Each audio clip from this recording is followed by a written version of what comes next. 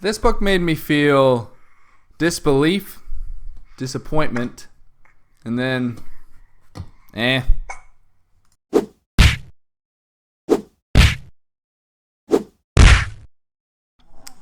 The title of this book is a play on words.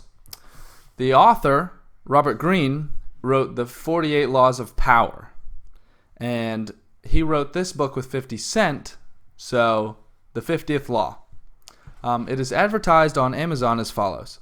In the 50th Law, hip-hop and pop culture icon 50 Cent, a.k.a. Curtis Jackson, joins forces with Robert Greene, best-selling author of the 48 Laws of Power, to write a Bible for success in life and work based on a single principle: fear nothing.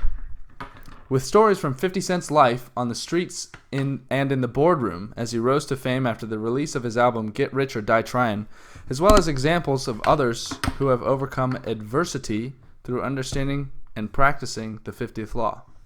This deeply inspirational book is perfect for entrepreneurs as well as anyone interested in the extraordinary life of Curtis Jackson. But, this is my own, but apart from the fact that I supremely disliked this book because I think it sends a terrible message and is connected to a role model to some kids, I did get 3 things that we can use out of this book. So, what are those 3 things? Number 1, train to be an entrepreneur at work. The workplace is a great, secure place to practice entrepreneurship. Take on projects and develop a uniqueness in your style. Network and practice your business social skills. If you're in a position to manage a team, own it, and learn how to motivate and orient your team towards a goal that they can all stand for. Take note of and study the systems in place and around you that keep the business afloat. Notice the do's and don'ts of your managers and leaders to help you design your own style. These are all skills that come in handy when you're an entrepreneur, so take advantage of the business that you are working in that already has gone through the trials of entrepreneurship and actually come out on the other end. Number 2, not caring what people think paradoxically makes you more likable. We are designed to care about what other people think. We used to live in small tribes, and if everybody hated us, we were toast.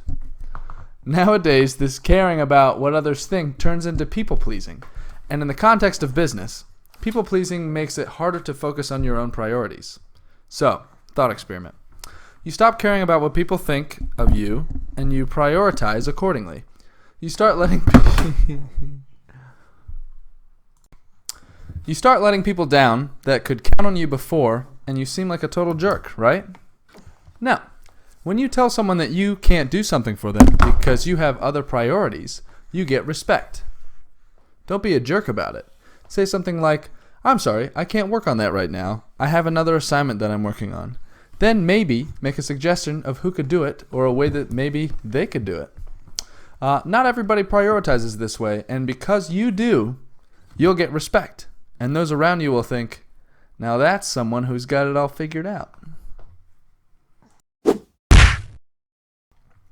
Number 3, lead by example with actions over words. Have you ever had that gym teacher that was clearly out of shape? Did you ever take that teacher seriously?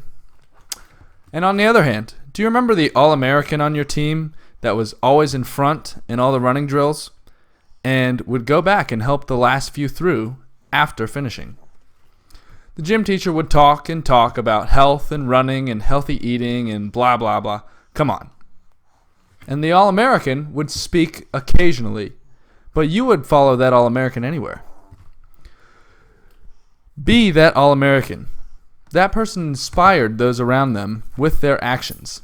Be the one who is willing to do the same work that you assign to others, and work alongside your team as often as you can. I went into this book interested to hear a new perspective. But then I got to, everyone around you is a ruthless hustler and conniving manipulator, and I frowned. Okay, let me just stay open-minded and see where this guy's going with this. But no, it only gets worse.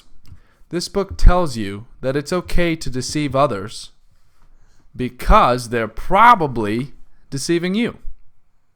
The main premise of this book is fearlessness, but every concept he goes over is fear-based and selfish. This book was awful. I hope no one used or uses any of that bad advice.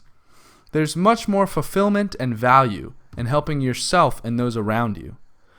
The world only looks like it is out to get you when you live with that paradigm. That's just a perspective. Getting ahead by putting others down is a terrible way to pursue success. The last few chapters were good chapters that focused on making yourself better instead of trying to put others down, and I did like those chapters. But overall, I don't like the strategy this book takes. Do yourself a favor and read a good book about success that shows you how to pursue success in a healthy and fulfilling way. But that's all for this week's 3 Things. I hope you enjoyed it and got something out of it. If you want to get the book, I have links in the description. Thank you for watching my video, and I'll see you next week.